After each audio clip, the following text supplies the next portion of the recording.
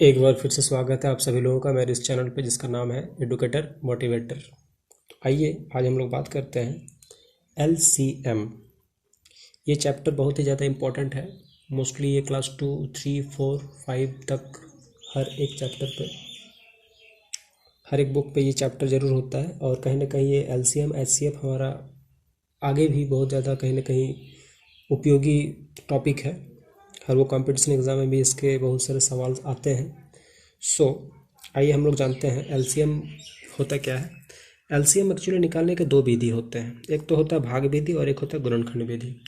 तो बच्चे को दोनों विधि आना बहुत काफ़ी ज़्यादा ज़रूरी होता है, क्योंकि एग्ज़ाम में बहुत जगह ऐसा होता है कि मतलब क्वेश्चन आता है कि गुणन विधि से ही, गुणनखंड विधि से ही निकालें, कहीं पर होता है कि भाग विधि से निकालें। तो इसीलिए हमको लगता है कि दोनों विधि जानना काफ़ी ज़्यादा ज़रूरी होता है। तो आइए हम कुछ एग्जांपल के द्वारा जान लेते हैं कि किस तरह से हम दोनों विधियों से LCM यानी कि लोएस्ट कॉमन मल्टीपल, हिंदी में हम लोग लघुत्तम समावर्तक कहते हैं, को हम लोग जान लेते हैं। सबसे पहले हम लोग जान लेते हैं इसका भाग विधि। देखिए मैंने दो एक ही सवाल को दो तरह से बनाने का प्रयास किया है। आप थोड़ा सा समझेंगे तो आपको काफ़ी अच्छा समझ में आएगा। आप देख पा रहे होंगे कि 15, 25 एंड 60 देर आर 3 नंबर्स। उसको हम लोग को करना है सबसे पहले भाग विधि से। तो अगर हम 15 को 25 को 60 से करते हैं तो ऐसा हमको कहीं ना कहीं गुणज लेना है जिसमें हम तीनों को कहीं ना कहीं काट सके। हम लोग 5 लेते हैं। 5 का जो टेबल होता है, 5 का टेबल में ये तीनों आता है। 5 3 से 15, 5 5 से 25, 5 को 12 बार में देंगे तो 60 होता है। अब हम बात करेंगे, ऐसा नंबर हो गया 3 5 12। अब इसमें ऐसा होता है कि हम कोई ऐसा नंबर ले, ऐसा कोई टेबल है इसमें कम से कम दो आना चाहिए, तो हम 3 लेते हैं। 3 में क्या होता है कि 3 आता है, 12 आता है। तो 3 में 3 1 से 3, 5 नहीं आता, 3 4 से 12।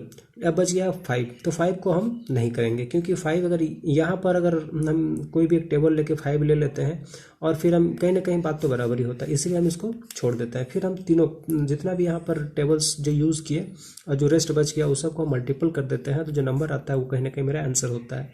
5 इंटू 3 इंटू 1 इंटू 5 इंटू 4। 1 हम लिख सकते हैं, नहीं भी लिख सकते हैं। यही संख्या, यही डिजिट को अगर हम गुणनखंड विधि के द्वारा बनाने का प्रयास करते हैं तो आप देख पा रहे होंगे 15 को हम लोग अगर देखते हैं तो 5 इंटू 3, 5 एक बार आया, 3 1 बार आया। 25, 5 इंटू 5, 5 2 बार आया। 60, 2 इंटू 2, 3 इंटू 5। इस तरह से 2 2 बार आया, 3 1 बार आया, 5 1 बार आया। अब हम इसको कैसे ले लेंगे, 2 इंटू 2, 3 इंटू 1, 5 इंटू 2। अब इसे हम देखते हैं कि जो सबसे ज़्यादा जो अधिकतम जो गुणज होता है, जैसे यहाँ पर 5 1 बार, 5 2 बार, 5 1 बार, तो हम इसको ले लेंगे। 3 1 बार, 3 1 बार, 3 1 बार, तो हम इसलिए 3 को 1 बार ले लिए। और यहाँ पर है 2 2 2 बार, ठीक है, तो हम इसको ये ले लिए। अब 2 इंटू 2 इंटू 4, 3 इंटू 1 3, 5 इंटू 5 25। तीनों का मल्टीपल कर देंगे तो कहीं ना कहीं 300 आता है। दोनों का आंसर सेम हो रहा है। तो ये है तरीका, भाग विधि, गुणनखंड विधि। एक और एग्जाम्पल आप समझ रहे हैं, देखिए 2 6 8 12। इसको हम भाग विधि से पहले बनाए और फिर हम इसको 6 8 12 को फैक्टर मेथड से बनाए। तो फैक्टर मेथड से 2 इंटू 3, 2 3 जा 6 होता है, 8, 2 into 2 into 2 12, 2 into 2 into 3। Okay, तो 6 देखिए यहाँ पर क्या है कि 2 इंटू 1 इंटू 3 इंटू 1, 2 एक बार आया, 3 1 बार आया। 8 में क्या होता है कि 2 इंटू 3, और 12 जो है 2 into 2 into 3, 2 into 2 plus 3 into 2 into 1, 3 into 1। अब यहाँ पर देखिए क्या है कि जिस गुणज का अधिकतम गुणज होता है उसे हम मिलाकर परस्पर गुणा कर देते हैं। तो यहाँ पर हम देख पा रहे होंगे 2 इंटू 3 सबसे ज़्यादा यहाँ पर आया है, 2 इंटू 3, तो यहाँ पर 2 इंटू 3 ले लिए। 3 इंटू 1, यहाँ भी 3 इंटू 1 है, यहाँ भी 3 इंटू 1 है, तो किसी एक को हमको ले लेना है, क्योंकि 3 इंटू अगर 2 रहता कहीं भी तो हमको 3 इंटू 2 लेना पड़ता, लेकिन 3 इंटू 1 है दोनों जगह, तो हमको 3 इंटू 1 ही लेना है। तो 3 इंटू 1, तो 2 इंटू 3, 3 इंटू 1, तो 2 इंटू 3, 2 इंटू 2 इंटू 2 इंटू 3 एक बार है। तो 2 2 जा 4, 4 3 जा 12, सॉरी 2 2 जा 4, 4 2 जा 8, 8 3 जा 24। यहाँ भी 24, यहाँ भी 24। तो इस तरह से दोनों का आंसर सेम है। सेम वे में हम इसको बनाए 16 24 36 54। इसको हम भाग विधि में बनाए। भाग विधि आप देख पा रहे होंगे किस तरह से भाग विधि हुआ है। और देखिए यहाँ पर गुणनखंड विधि फैक्टराइजेशन मेथड से कैसे बनाए। 16 को 2 इंटू 2 इंटू 2 इंटू 2 यानी कि 2 का पावर 4। 24 2 इंटू 2 इंटू 3 इंटू 2 यानी कि 2 का पावर 3 एंड 3 का पावर 1।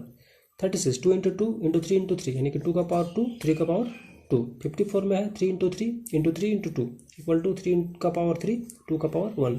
तो सबसे ज़्यादा कौन आया है? 2 का पावर 4 बार और 3 का पावर 3 बार सबसे ज़्यादा है, तो इसलिए हम ये दोनों को ले लेंगे। बाकी 2 इंटू 3 नहीं ले सकते हैं क्योंकि इसका ज़्यादा है 2 इंटू 4। 3 इंटू 1 नहीं ले सकते क्योंकि 3 इंटू 2 है, और 3 इंटू 2 भी नहीं ले सकते क्योंकि 3 इंटू 3 है। इसको हमको समझ लेना है कि जो पावर सबसे ज़्यादा होगा हमको उसी को लेना है, और लेने के बाद उसको हमको गुणनखंड कर देना है, गुना कर देना है। जो गुणनफल निकलेगा वो मेरा आंसर होगा। तो 2 इंटू 2 इंटू 2 इंटू 2, 2 का पावर 4 है, एंड 3 इंटू 3 इंटू 3, 3 का पावर 3। तो इस तरह से हम गुना कर देंगे तो 432, यहाँ पर भी 432, दोनों का आंसर मैच कर गया, तो इस तरह से बन जाता है। तो ये है तरीका किस तरह से हम एलसीएम निकालते हैं। दोनों विधि से हम समझाने का प्रयास किए हैं। आपको अगर एक बार में समझ में आता तो ठीक है, दूसरा बार समझ में आता दूसरा बार में एक बार और देखिए, तीसरा बार देखिए, चौथा बार देखिए। जब तक समझ में नहीं आता तब तक इसको देखते रहिए। उसके बाद अपनी किताब से जितना भी एलसीएम का क्वेश्चन है सबको कहीं ना कहीं प्रैक्टिस सेट है, उसको आप प्रैक्टिस कीजिए और अच्छा से समझ में आएगा। और अगर कोई भी प्रॉब्लम हो तो आप कमेंट बॉक्स में कमेंट कर सकते हैं, हम कोशिश करेंगे उसको एज सुन एज पॉसिबल दूर करने का। Thank you.